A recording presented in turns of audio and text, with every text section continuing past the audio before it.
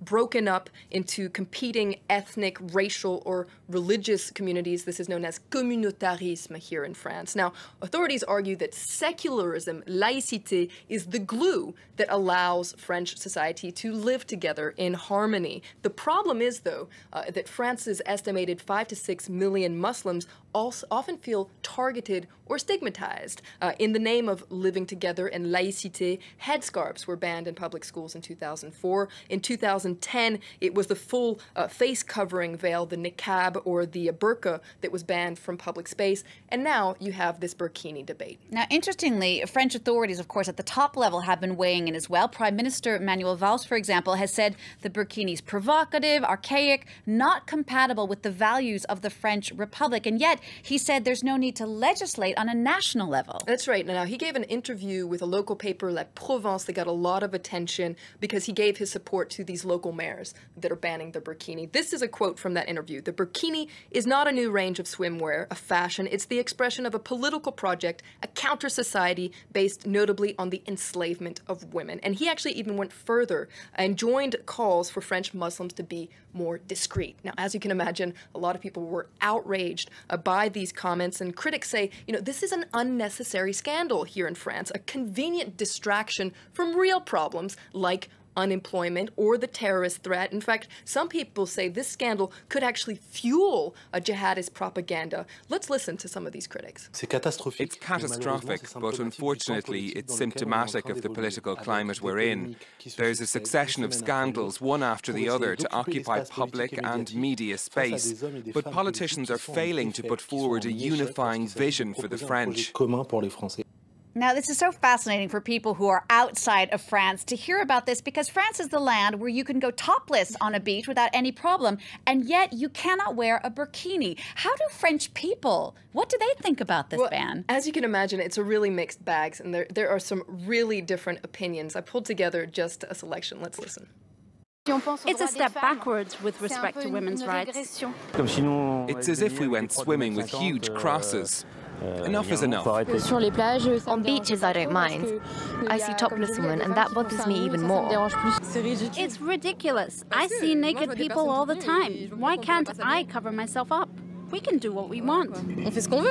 Now, many people have taken to social media to continue this debate, and it's been fascinating to watch. I've pulled out just a selection. A lot of people, for instance, have shared this image where you can see they're comparing the burkini to a wetsuit, wondering how in the world can a piece of clothing be a security threat. But others say, no, let's not be naive. This is not just a piece of clothing. It's a symbol of oppression, of control over women. And yet on the flip side, other people, including the woman who created the burkini herself, say it's a form of emancipation. That's right. Some people say that the burkini was created in the first place to include women, to not exclude them, but to allow them to come to the beach in the first place. Now, this is another issue that's coming up. A lot of people accuse authorities of hypocrisy. By telling women they can't wear something, France is guilty of controlling women as well. This is a cartoonist named Nawak, where you can see he says that freedom of choice for women is still too often made by men. Now, another thing that prompted a lot of outrage on social media were those images of armed cops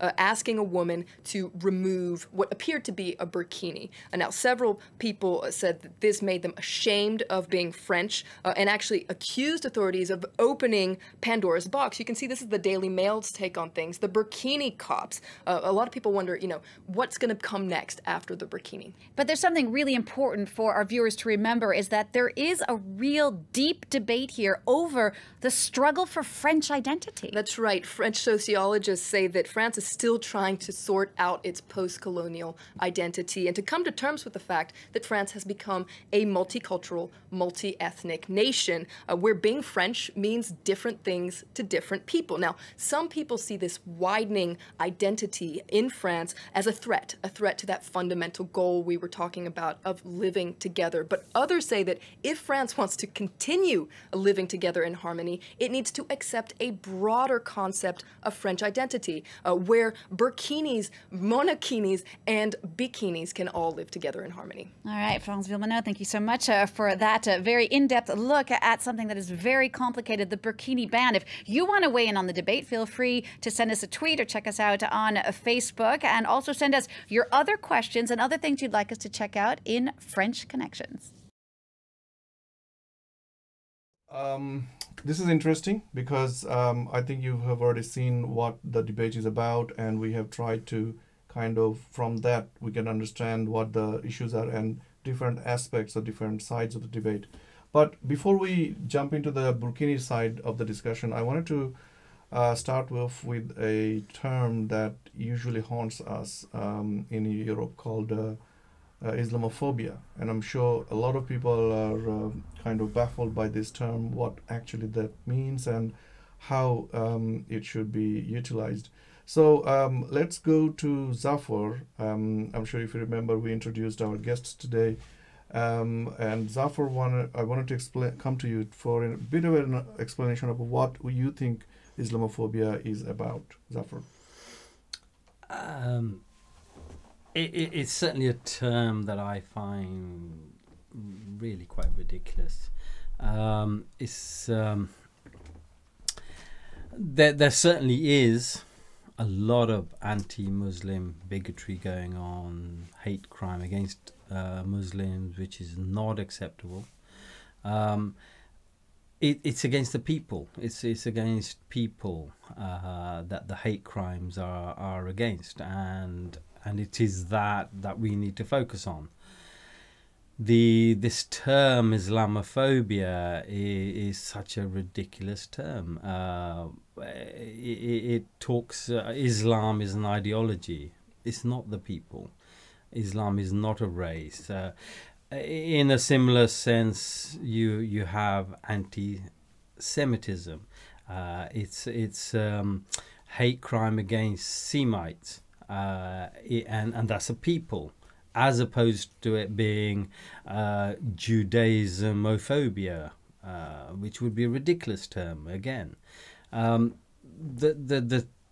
term is just wrong. That's where my problem is. But there is a real issue still of anti-Muslim bigotry, and it needs to be called what it is, as opposed to this term, which then can be conflated when you try to criticize Islam, the ideology, and often discussions get shut down because it's conflated with Islamophobia being an attack on people, as opposed to being a discussion or a critique of an idea, of an ideology of Islam. And that's where I find this term just totally ridiculous. And I have an issue with it. So, just to understand, the way I understand is, in here there is a bit of an issue with racism, of course, in Europe. Certain class of white people are not very interested to acknowledge the existence of other colored people, be it black, be it brown, or any kind. So it's like there is the issue of racism is definitely there. However, when some certain activist group try to explain that to their peers, that we should not be racist against people, they're trying to conflate that with the term Islamophobia, because they think people are biased or racist against only the Muslims. But then again, they're actually not talking about the Muslims, they're talking about the brown people. However, brown people are not the only Muslims. There are also black people, and even white people can be Muslims. So when I understood the term Islamophobia, I thought they're talking about the fear of the religion Islam itself, which is kind of pointless, or in one aspect. In other aspect, it was okay, because I definitely am afraid of Islam, because the Islam comes from Saudi Arabia, and Wahhabism is definitely something that we should be afraid of. Having a fear of something can be legitimate. I fear some of the practices in Islam, but a phobia is an irrational fear. This is not an irrational fear. This is a thought out fear. There are some really horrible practices that I am afraid of myself. As an apostate, I could be killed. Yes, I am afraid of that. But that's a rational fear. It's not an irrational. It's not a phobia. Our fear is actually not about the people, the Muslim people, right? Our fear is about the idea that Islam brings. It's not Muslims we are worried about. It's maybe there are some extremists, but we fear them because of their crime. But generally, when I, as an atheist, talk about Islam, I'm worried about the Islam, but I'm not worried about the people who are Muslim faith. The ideology, yeah. Exactly. Yeah, the ideology exactly. is worried. However, the word, when they introduced the word, they used the word in a way that denotes only the people who belongs to the Muslim faith. And that's really wrong. The because it was quoted in one of the UN documents. That's when it was first officially recognized, and it was recognized in the sense that it was hatred against Muslims. However, they use the term Islamophobia in a similar way, as I'm saying, in a similar way to anti-Semitism. The Semites are a people, and having an anti-Semitic or being anti-Semitic is not allowed, and rightly so, should be condemned, and that word is used to point out people who are anti-Semitic. In the same way, there should be an anti-Muslim law or a phraseology that should be used. So Anti-Muslim bigotry. It's not anti-Islam. That's the thing. That's where I think the conflation comes from, because if you are worried about saving the people who belongs to the Muslim faith, you would come up with a term that specifies that the people. Yeah, exactly. Why the word Islam and Muslim are actually being, intertwined and intermingled and interused. That's beyond me. As if like the Islam as the ideology becomes the Muslim, or the Muslim becomes the Islam, or they're kind of synonymous, which is, in my view, is totally wrong.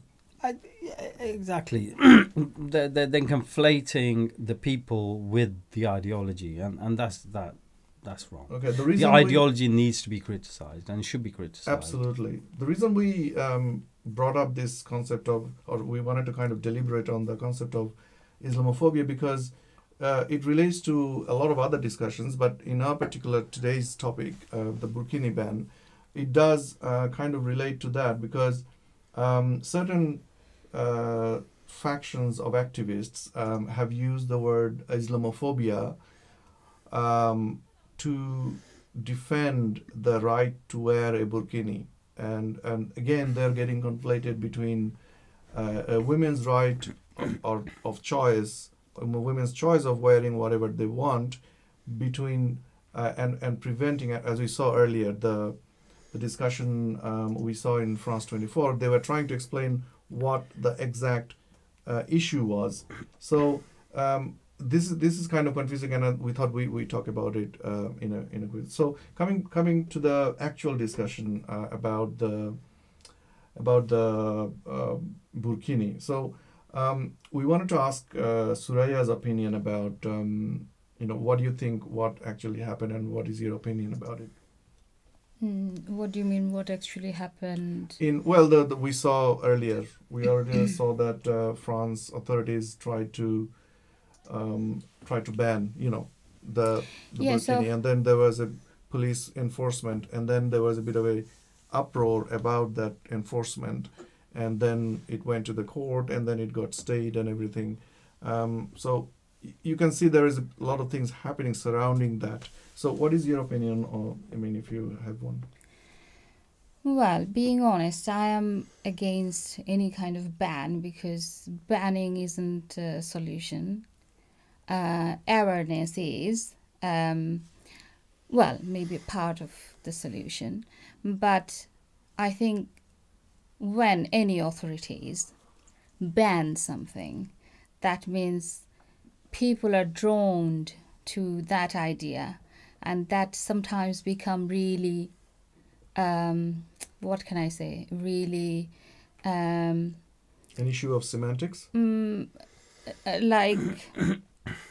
It can draw them to it. It highlights it more. It kind of highlights, and people are drawn to that idea, and then it become that the actual idea behind the actual scenario is kind of going under the carpet, you could say, because then it's highlighted, something has been banned, so they're the victim. So other sides, other dimensions of that idea has not been discussed anymore, because people are not, all focus is gone to the ban, that the authority banned something.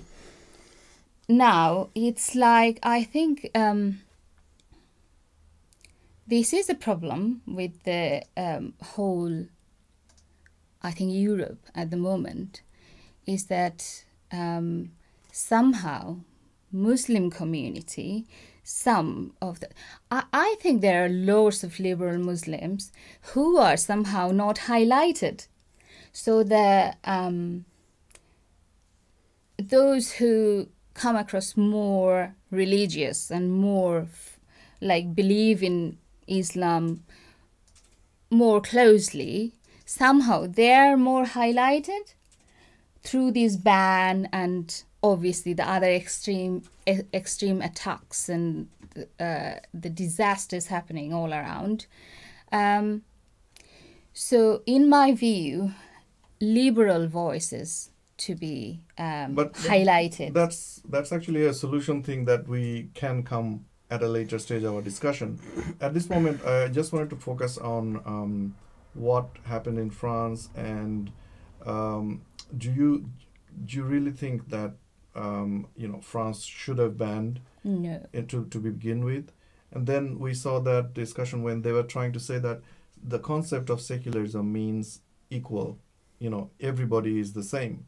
And the word they used, the mayor themselves, because it's happening not from a central point of view, as we saw from the France has obviously cities, and some of the cities are very prominent, and the mayors of those cities are doing the enforcement. It's like the local authority thing, and they're saying that it's like a apartheid. So do you know the concept of apartheid that happened in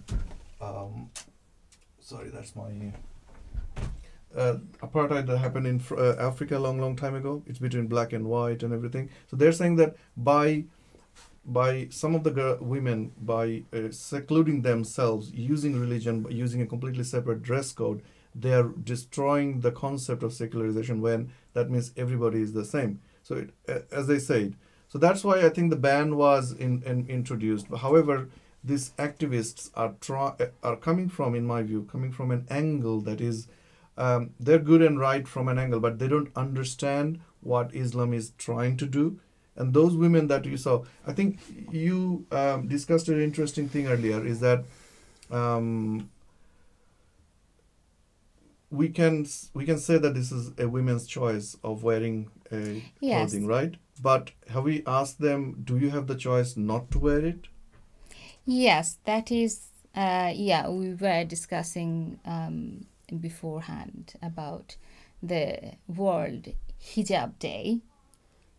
So whether any, in solidarity with lots of honor killings that happens in Pakistan, I'm sure in India, Bangladesh, whether women, religious women, religious activists,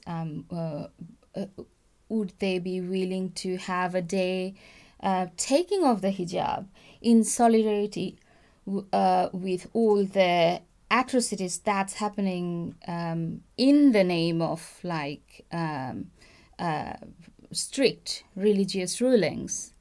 But we don't see that, do we? And so the reason I wanted to point that out or take that on is those women activists who are against the Burkini ban, they only see the white side, or should I say the fairer side of the discussion.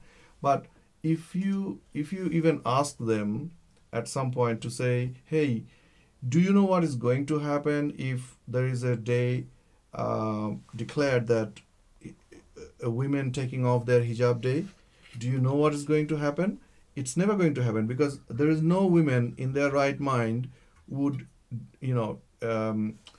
defy the power of men, or their patriarchy they have on them. So that means there's going to be a huge backlash. That means it will never happen. Just to point out to these activist people, women who are using the word Islamophobia to trying to protect Burkini, is that women don't really have a choice. Women do not have a choice. Can I? Yeah, sure. One aspect is the patriarchy and how in the Islamic world it's the men who dictate what women wear. But we know there are a lot of women who would choose to wear these things. Choose in the sense that this all comes from how pious one is, how many points they can score, and how well or how close to God they're gonna get in their afterlife. So it's a lot more complicated than just patriarchy. There is this whole and the big problem is that the more pious a person is, that always wins out. So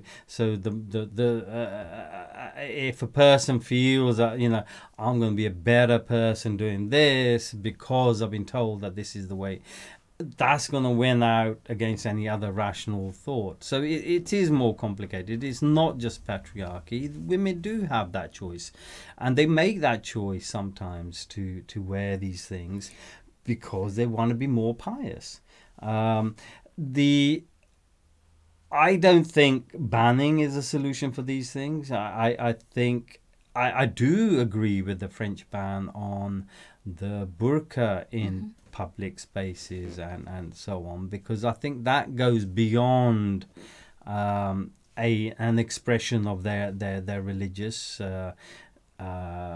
identity. I think that is a particular cultural thing from a particular aspect of Wahhabism, as far as I know. And the biggest problem there is that you can't see the face, and that is, in my view, is a step too far. The burkini, I don't think it should have been banned. I think the women do have a choice. I think the argument is far more about why do they choose to wear these. They can do. I mean, on a lighter note, I'd much rather the bigger, fatter ladies wore the burkini, but that's just. And likewise mean. with the guys, I certainly would not go on the beach with speedos. I will not wear speedos. But they have a choice. Again, right? This is my choice, but this is a choice. Yeah. But when you're talking about. You think women are pious and they're wearing the hijab and burqa as part of their religious, and this is the story that Islamic activists try to peddle, that piousness. But if we dig a little bit deeper into this piousness business, I mean, it's they're not saying that we are doing that to please God. The whole idea of patriarchy and religion and women's position in Islamic religion, and then men's position and control over them, it's written in Islam that women belongs to men, two women is equal to one man, and there are so many other ways. For example, Surah Nisa, we already know that if a woman is not listening to his husband, then I agree, and we're going into the theology now, and I absolutely agree. No, there's a lot of deep, because if you say piousness, I agree. There's a lot of things in the Quran which that's where the piousness comes from. Just trying to say, not necessarily. No. The piousness comes from within. It's when a person wants to be closer to God. So if they think that by doing this they're going to get closer to God, then they will. Yes, the ideology starts the ball rolling, but a lot of different people have a different view on that. Sorry. like as you said that yeah, women can have the choice to wear burkini or whatever, but is there the opposite? Like, because having my background from Bangladesh, the kind of there are like in Pakistan, Bangladesh, India, like in Muslim families, I think even Iran, I think there is that like, and then in Egypt, there is that like you have to cover yourself in the name of that modesty. That basically women, you don't have a choice. So there are those rules. Some are traditional rules, came from the society that basically women do not have a choice. Like we have to think about them as well. So in Western countries, obviously, I completely agree with you that banning isn't a solution. But at the same time, like I think we need to cover that beat as well. That there are the same thing is in Middle East. You won't be able to wear bikini or. Yeah. All right. The way I see that, I mean, I've grown up in the West, so I've grown up in England. For me, the West has a particular moral stance, has a particular value system, has particular principles that they try to work on. It's not perfect by any means. However, some of the core principles are freedom, are being allowed to choose what to wear, choose what religion you want to be, or not have a religion. These are all principles that are so fundamental and so wonderful to my mind. And in my mind, by going the way of Saudi Arabia to ban people, you can't wear this, you can't do that, you can't have That's this. Just wrong. It's actually going in the wrong direction, and you're giving in to what we're against. Yes. We need to talk about every issue, but Zafar, we can talk about the issue here in Europe, and maybe. Can I interject in this point? Because you are saying that by banning something, we are going towards the way of Saudi Arabia. However, there are lots of different bans are already enforced or in place in a civil society. For example, you can't hit people. You can't, it's a criminal act. Yeah. You can't do a lot of things that are deemed harmful for people. And also you can't, for example, in France, wearing religious symbol in public places has always been banned, right? Because since a long time ago. That means you can't wear a cross and wear all these things. This has always been there, right? But this time it's now extended. So if you say it's only Saudi Arabia who bans things and enforces, this is actually I would say it's looking at it from a different. Maybe I didn't phrase myself as well as I would have liked. Freedom of expression comes with caveats, and necessarily so. You need boundaries where it incites hatred, where there's physical violence or any of those things. I mean, there are laws against it, and in my view, the laws we have certainly in the UK are about right. The laws are pretty good. The laws are there to protect people. I am against laws that would ban blasphemy, would would ban blasphemy, discussion about ideology, those type of things, and things like what you would wear, those aspects. Well, those I agree within with you as well. a secular society, I agree. Then the point is that everyone needs to keep their religion to themselves. It's a private matter. Exactly. So it's not for public consumption necessarily, and overtly showing your particular fashion is not necessarily a good thing. This is the reason we need to talk about the way Islam tries to embed itself in another country's society, another country's culture. For example, Muslims obviously come here in Europe. For example, although I came here, I was an atheist. However, lots of Muslims come here. When I say Muslim, I'm talking about immigrants. Again, I'm falling into the trap by stereotyping immigrants with Muslims. See, so this is what the problem is.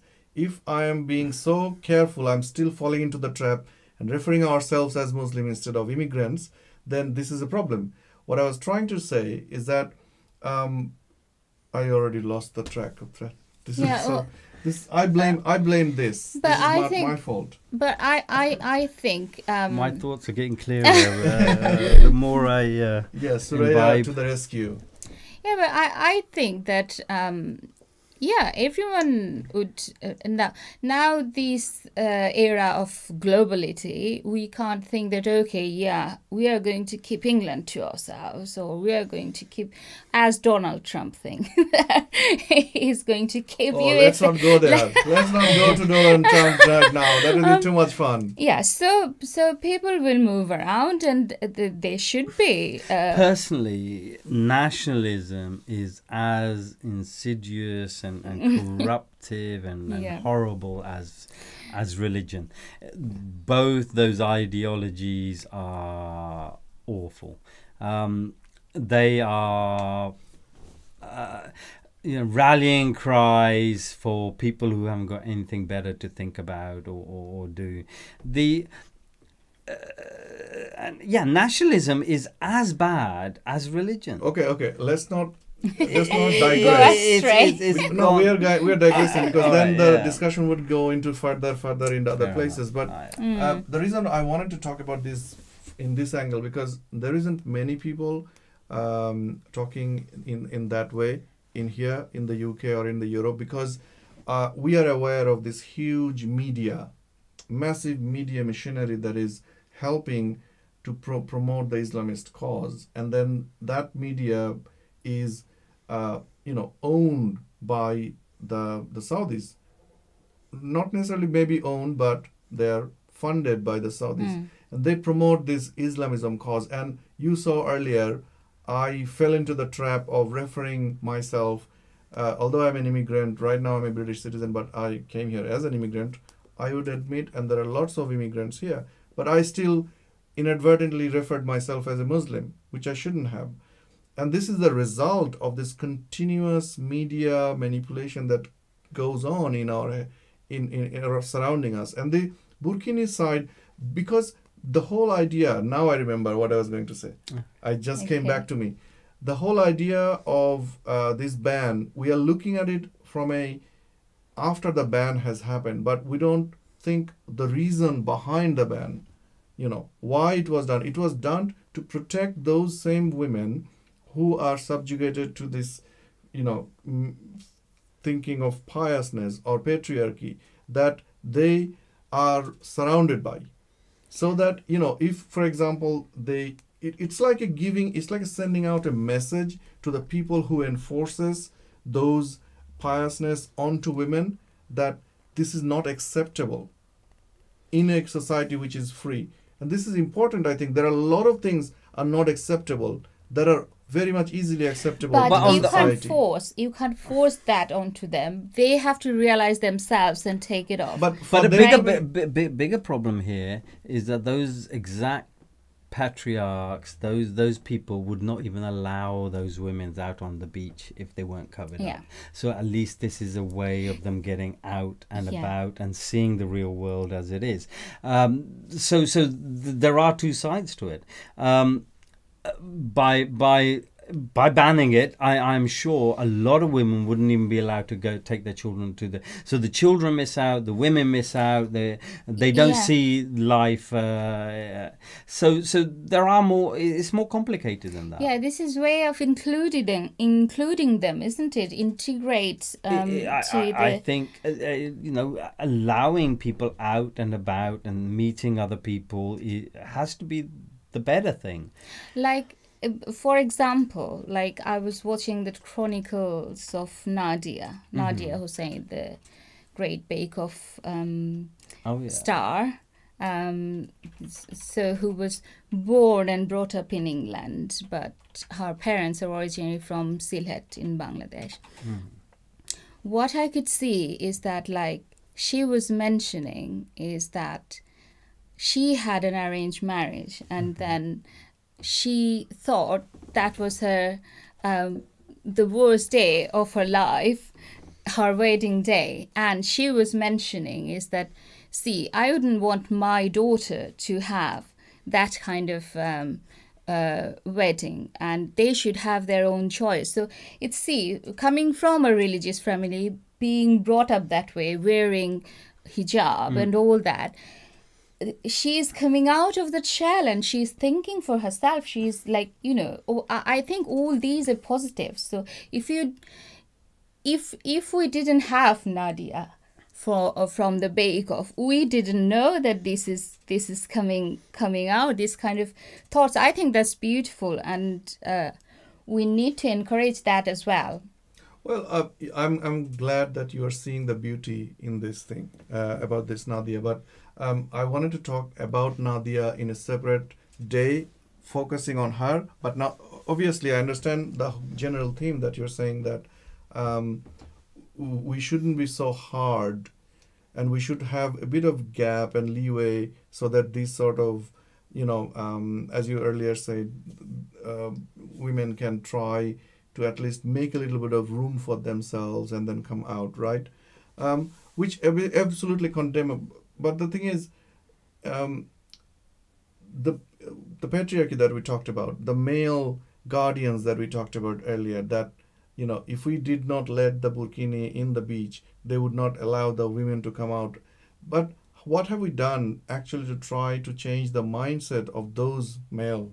We haven't done anything. And that's where there is a huge gap, that we are trying to, in that sense, I agree with you. We are trying to kind of pick on the weaker kind of opponent in this whole thing, where the women have no say, be it on other side. I think this diagram shows really nicely. In Europe, police are kind of asking them to take it off. In Saudi Arabia, they're asking them to put it on. However, nobody has done anything to actually go into the head of those male in Saudi Arabia, or try to fix that religion of theirs, which actually dictates the male to dictate on their women to not allow that. And that's where I think you're saying that women should have a little bit of kind of shelter or help from the rest of us, so that at least they can make a little bit of progress, right? Well, obviously we can't. It's a huge task. We won't be able to perform all that task to change the minds of like all Saudi people. That's long way away. But just think about. But nobody talks about the source, right? Small, like every. Well, personally, I mean, I'd love to have a discussion about the source. I think that should be a separate discussion. Absolutely, it is an intricate. Very I mean, intricate. this is where we then talk about the ideology of Islam, and I think it should be discussed. It needs to be critically looked at, discussed, and reviewed. I'm sure it has to be. I'm sure there are a lot of places this is already going on. Yeah. Right. This sort of critical discussion about the theology and the religion itself. But the thing is, that may be the source, but you got 1.6 billion. You got 1.6 billion people who are individually very different to the necessarily what that religion is saying. You know, we get this joke, you know, everyone says, you know, oh, Islam is the fastest growing religion, but the Sunnis say Shia are not Muslim, Ahmadi are not Muslim, the Shia say the Sunni are not Muslim, anybody who's not wearing the hijab is not Muslim. Anybody. So you know, how many real Muslims are there left? Yeah. That's a very interesting point. Yeah. You know, who is the real Muslim? Can they please stand up and let themselves be known? But when it suits them, then it's 1.6 billion. Yeah, absolutely. So this whole thing about, you know, Islam is not a monolith.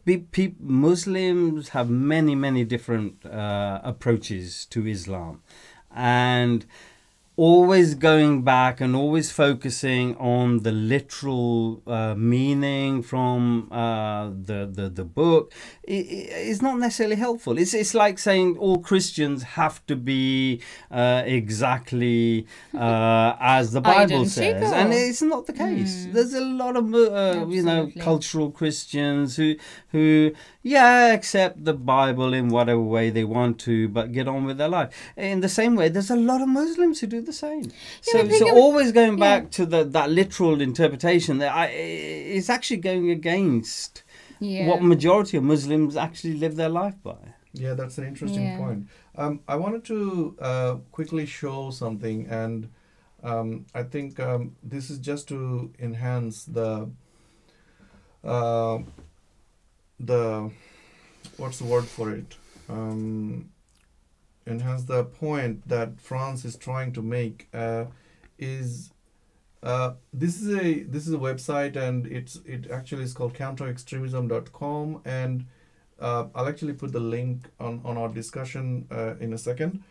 The reason I have this in front of me, because it lists all the Islamist attack that has been happening in France of lately, and you can see there are some high profile attacks that has been taken. For example, in July 2016 in Nice, in the Bastille Day celebration, an attack took place, and then in November 2015 ISIS attack took place in Paris, and then we had Charlie Hebdo attack, where a satire magazine head office was rammed, and including the editor, lots of artists were killed.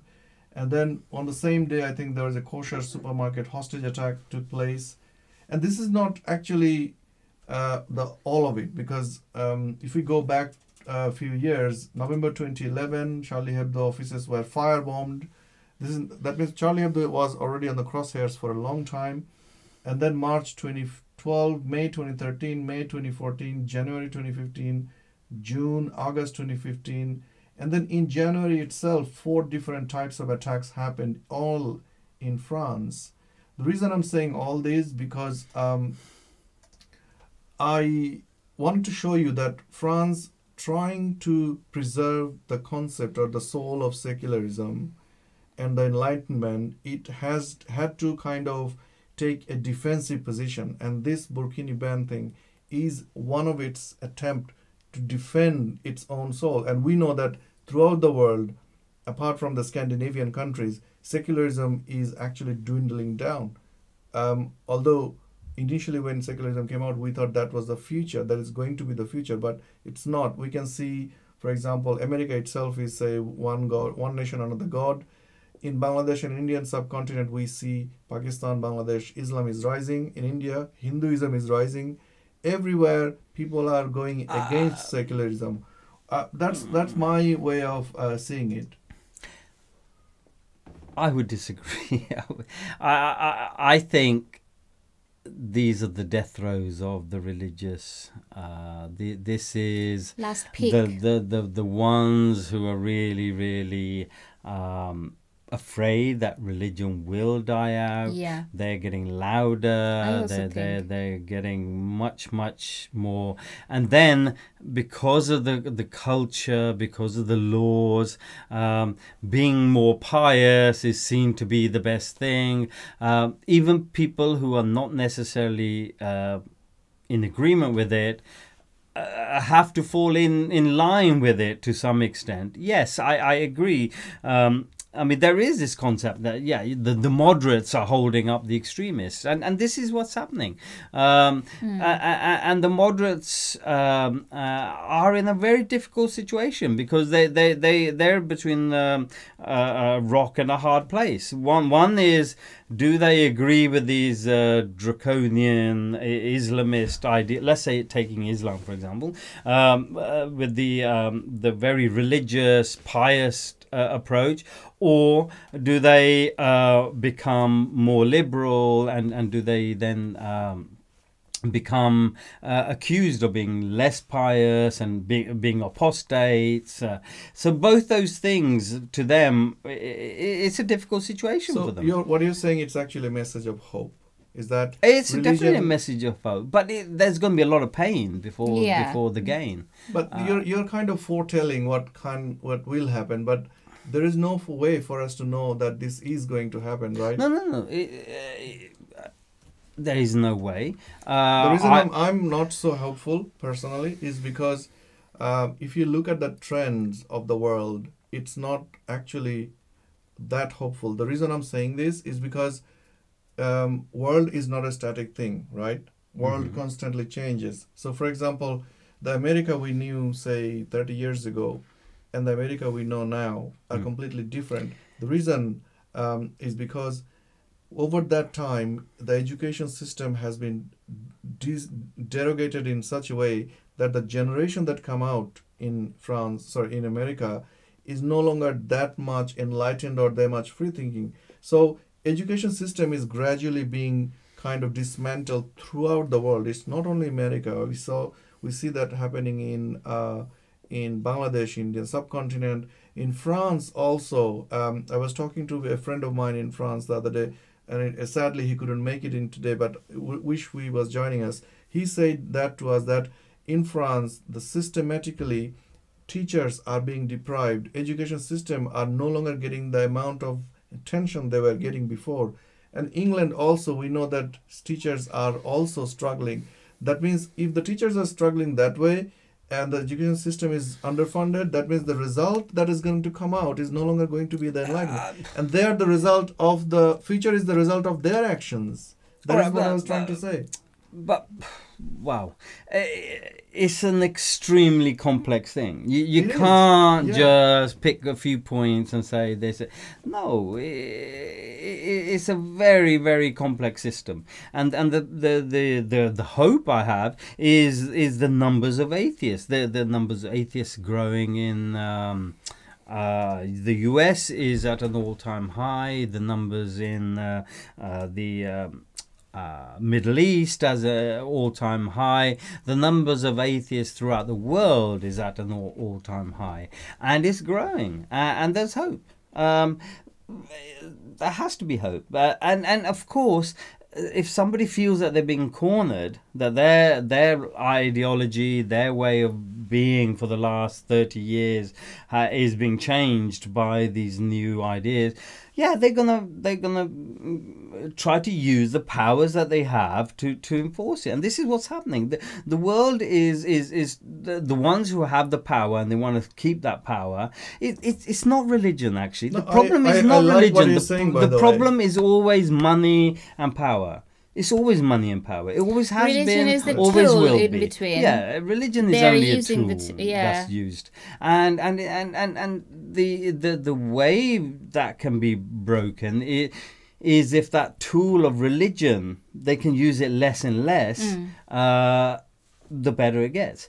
The reason that they have to resort to such violence now, in my view, is because they're losing a fighting battle. Their backs are against the wall. They feel that the only way they're trying to scare people into religion. Yeah. So they've given up the idea of winning hearts and minds. They're scaring people into religion. I definitely like that thing you just said, because when you are reactionary, when you are doing something violent, that means you have lost your temper. Yeah. So you've lost your argument. Do you not think that, I mean, I understand what you're saying. Again, I'm going back to a future telling thing. So in past we have seen, for example, conquerors conquer by means of force. For example, in Indian subcontinent, we saw Islam came with their kind of sword, right? They fought, and then once they kind of killed all the current rulers, then they suddenly became peaceful to win the people of mind. But when it comes to the acquiring the top heads, or should I say the power, they use force. So use of force, maybe we can look at it from a kind of a philosophical way, that you are not peaceful anymore because you have lost your way. But however, what about using force as a way of acquiring power? Do you don't think that might be happening? It's always been the case. To get power, you use force, you use any means available to you. So this violence, is it not actually, can we not see it as use of force to kind of force into the European arena, and suddenly, because the reason I'm saying this, because, for example, in front of my eyes, for the last 10 years, I have seen things used to be different. People didn't used to bother about Muslims and everything. And every time there has been violent attacks by Muslims, we have condemned it, but after a while we kind of accepted their way a little bit more. And it just looks like they're giving a push, kind of going back, and then letting us accept it, and then they're giving us another push. When I said they, I'm talking about the Wahhabis. They're forcing their ways into, for example, hijab used to be a thing of like ridicule at some point, but now it's kind of become seen as emancipation. And there are other aspects of Islamic extremism or Wahhabism, or should I say more kind of political Islam, are now being gradually accepted, because people are comparing between a violent Islam and a slightly less violent Islam. People are choosing the less violent, but the bar keeps getting up. It gets more and more violent, and then we drop back and we accept the slightly less violent. I'm just thinking about from a strategic point of view. Islam is using that. I don't know how to put it in a better terms. I see what you're saying. Yeah. No, there's some very, very clever people behind this strategy, and they're using and abusing the tolerance there is here. Let's go back to that other discussion I was talking about France. This is a timeline. I don't know how many of you can see. If you go back to, for example, 1960s, this is a flag. And the OAS bomb in train killing 28. This is 1961, okay? Or you come all the way to 1985. Between 1981 and 1985, there are two attacks. Hezbollah bomb in France, okay? So Islamist attack in France is not a new thing. It has been happening. But if you come, for example, 1997, 95, there are 3 of them. 2005, there are 2 of them. 2010, and in between 2013 and 2010, you can see the number of so many different attacks. That means the frequency and the violence of attack has grown up. Is it possible to assume that Islamists are actually, up their ante, as they call it, or you're saying they're being violent? I don't think this is something I can discuss without looking at the data. It's a very, very complicated thing. I mean, I can't give you an analysis of their mindset. What I'm saying in general, looking at the world over the years, it's very clear. Since the Saudis got oil, since the Middle East had oil, the whole concept of Islam has changed. the whole concept of being a Muslim changed. It became far more of a identity politics. It became far more important to be seen as Muslim and show outwardly show that you're a Muslim, etc. So yeah, that a lot has changed. There isn't a simple answer to this, and I'm not going to get drawn into a simple answer. It's a very complicated thing. I'm generalizing hugely, but I do see it being a with the US, with all religions, with Christianity, because the Christian they're upping the ante. They're trying to now get more and more people in. They're trying to use the phraseology Islamophobia. They're all trying to get on this bandwagon of victimhood, when they have been victimizing the poor non-believers and any other poor sod that they can think of. Now they are all trying to get this mantle of victimhood when they are the oppressors, and they have always been the oppressors. And I think it's been pushed back, and they're getting. I feel they're getting angry at that. They don't have their way as they used to have. Okay, so I'm going to actually, I have been ignoring some of the comments that were coming, and I can see there are a lot of them. Yes, so why don't you guys kind of carry on, and I'm gonna pick a few, and then I'm gonna read a few, and maybe we'll bring it up for discussion. Yeah. Okay. When you say we carry on, what you mean? Carry on as in whatever you wanted to talk about. I have to go home. But you are home, right? I'm at your home. Oh gosh. What do you want us to say? Throw us a question. Let's read out a little question that I have. Mir Monaz Haq has asked, Khan's city mayor said the Burkini is a symbol of Islamic extremism and might disturb the peace in the wake of Islamist attacks on France. How do you explain this opinion? See, I think we have already covered that. I mean, how can we explain somebody else's opinion? Yeah. I mean, his opinion is his opinion. You can see somebody's opinion being that the more Muslim you see a person, the more offended the non-Muslims may get, given that they were attacked by a so-called Muslim. Yeah, that is possible. So here's an interesting one. It just came in. Ashish Mozumdar said, recently I found in the United States who wear in workplace burqa, scarf, burkini, absolutely no one liked them, and avoiding these women. Muslim women also understands people's are hate them. Okay, it's not good English, but people are hating them. Why still intentionally wearing burqa, scarf in workplace? What would you say? What he's trying to say is that realizing that people don't like those sort of religious attire, women still choose to wear them. Why do you think? But I don't think they're doing for the people. Well, it could be. Well, I can't speak for them because I don't wear them. Well, it's like any adolescent. You know, you wear a tattoo and people don't like the tattoo, so you're gonna get more done. I mean, because you rebel. You don't want people telling you what you can and can't do. And the more people say you shouldn't wear that, you don't wear that, the more somebody's gonna react against it. I mean, I think that's an act of rebellion. I'm sure some of it is. I'm sure. But do you think some can be? They rebel against only outside people. Why don't they rebel against, for example, the people that they're oppressing them? For example, they're forcing them to wear the hijab and everything.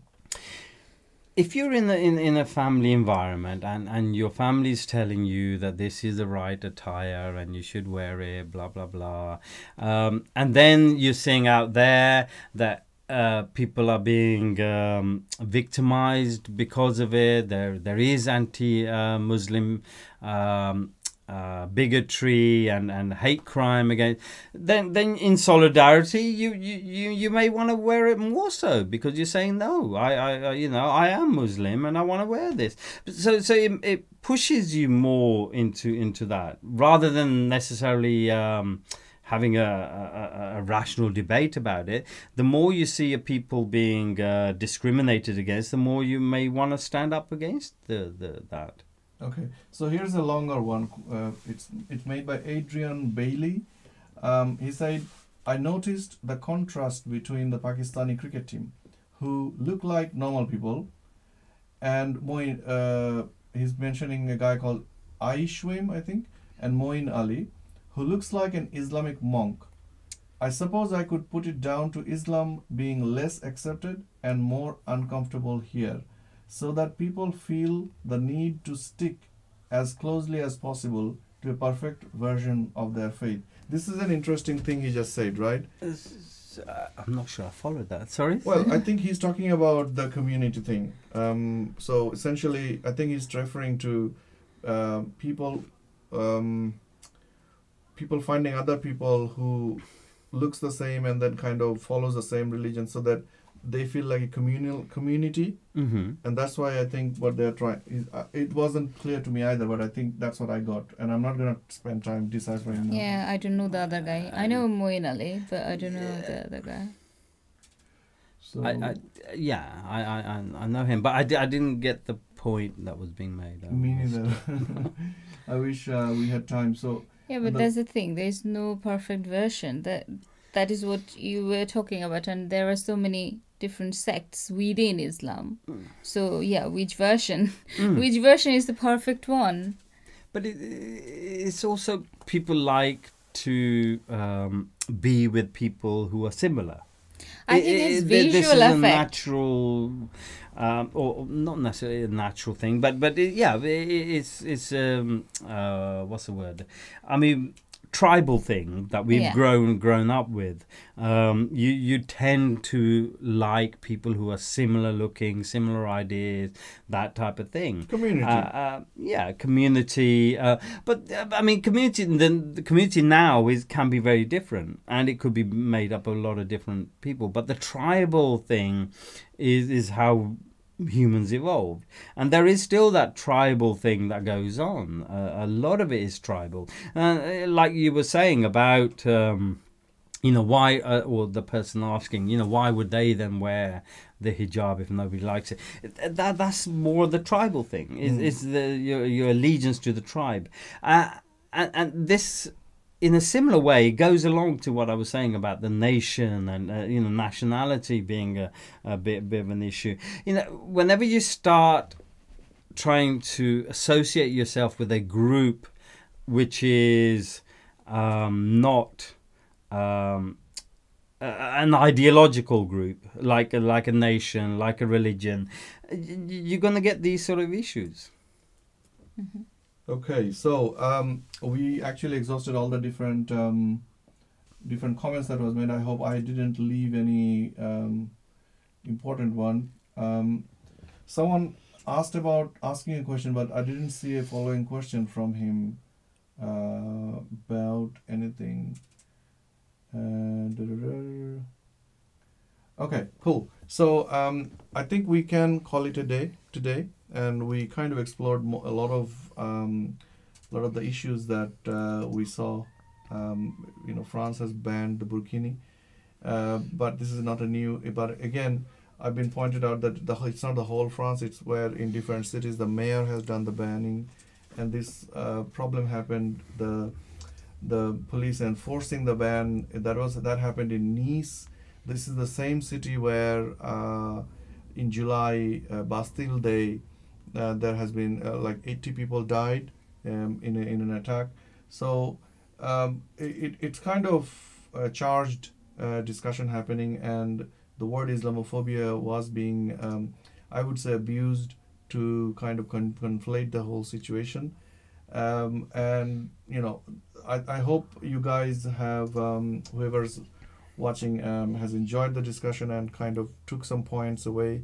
And I would like to, thank you, whoever has been watching, and would request that you, if you like the discussion, go and share this to your page, or forward it to whoever who has been interested in the discussion. And I thank all of my guests here today, Suraiya and Zafar. They made it all the way from, after many glasses of wine. I hope it well was deserved all wine. Yes, I hope it was all came across well. It was Afterwards, really we'll interesting know. discussion. We'll know, So thank you indeed. again for all of It this. was a good laugh.